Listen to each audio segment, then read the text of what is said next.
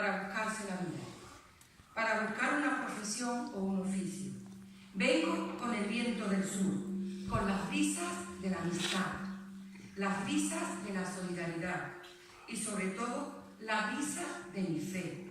Fe que nos une y nos fortalece en nuestras hermandades. Me siento alegre y al mismo tiempo abrumada por todo lo que me habéis querido ofrecer, esperanzada, gozosa y feliz de proclamar con privilegio único la devoción que nos une, parte sustancial de la Semana Santa de Mataró, el amor a Jesús cautivo y a su bendita madre, trayendo formas y maneras cofrades de Andalucía.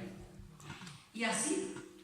al igual que esta humilde pregonera, también la hermandad llegó con una llama de ilusión y de ensueño en las mentes de unos cuantos cofrades, locos por su Semana Santa. La nueva llama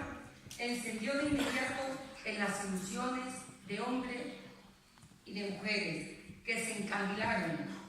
como siguen haciéndolo en nuestros días,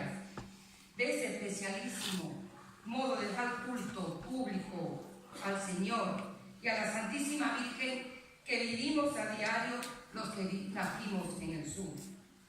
Pronto Mataró asumió esta nueva hermandad como propia, trabajando y luchando con enterezas, salvando los obstáculos y las vicisitudes del viento del este. Pero no sé si habéis pensado que en el fondo de todo esto nada hubiera sido igual si no lo hubiera querido el Señor y su bendita Madre, que en realidad aquellos fundadores cumplían con un mandato o designio de las alturas, porque vuestra cofradía nacía como instrumento válido para atraer a la Iglesia a la verdad de Cristo, a miles de almas, como años más tarde se encargaría de hacer resaltar las constituciones de los papas sobre la religiosidad popular. Hoy estoy aquí para exaltar, dejar que os diga que pretendo hacer de nuestro encuentro algo más íntimo, para así llenarlo de espiritualidad. Permitidme igualmente que convierta mis palabras en un diálogo ilusionado e ilusionante entre quien habla, y no digo quien no habla, y el escuchar silente de los ojos de Marte lacrimosa, de nuestra Madre de los Dolores, y el rostro dolorido y suficiente de aquel que lo dio todo, solo se reservó el amor,